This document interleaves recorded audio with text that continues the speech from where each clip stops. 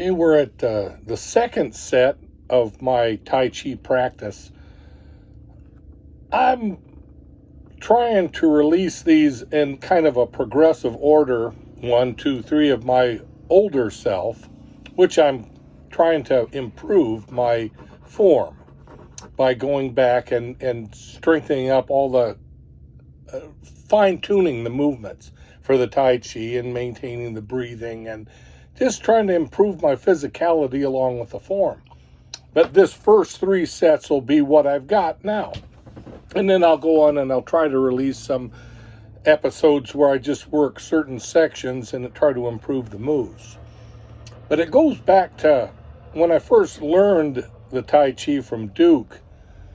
It was about 3 years into it, and I'd pretty much learned the form he had taught us, but he'd also introduced a couple of different styles into that form.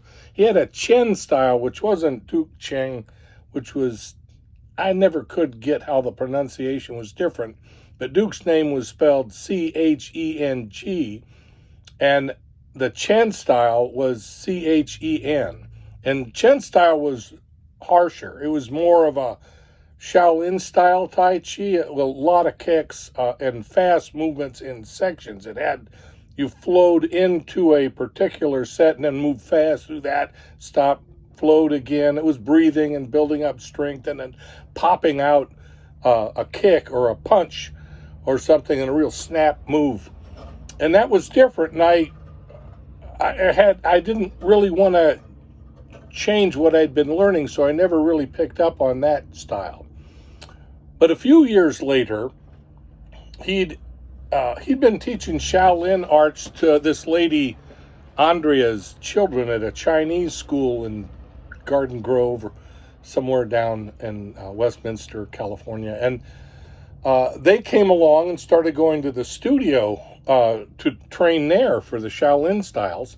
And Andrea had been a pretty well practiced Tai Chi, Yang style Tai Chi artist in Taiwan, and her husband was a really well-known heart surgeon, and he kind of approved of her working at the studio. So Duke had her on Saturdays doing Tai Chi at the studio, and her style was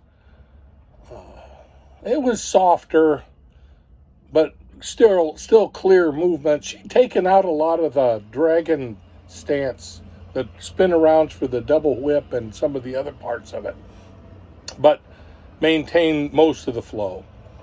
But she had a spiritual component to it. She had believed in ghosts and stuff like that. In fact, the house they bought in Orange, she and her husband purchased a fairly big piece of property in Orange Hills, California, and the studio, some of the people went there to go through a chanting and a cleansing of the property to chase out the evil spirits. I don't know how long things are around for them to get evil spirits, but I don't think anything in Orange County been there more than, any of those houses been there more than 10 years at the time. But at any rate, they chased out whatever spirits were there, and several of the people there were artists and actors, and there's one guy named Joel who worked for Yamaha Music Corporation, traveled all over the world, their pianos and string instruments, and repped them. And his wife was a ballet dancer who turned into a stage performance dancer.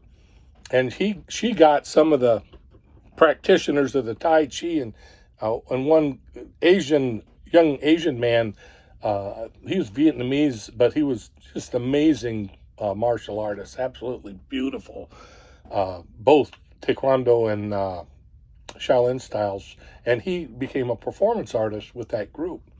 There's kind of good history to it and everything, but I never eased into that and kind of shied away from the spiritual aspects of it. And I like the Shaolin style and the special training for Hapkido and hard styles, and hence I ended up with a bad back and torn up ligaments and missing a bunch of teeth by the end of 20 years of doing that. But I enjoyed it, and I love Tai Chi, and I hope you enjoy what I have to offer with my little sets and things. Thank you.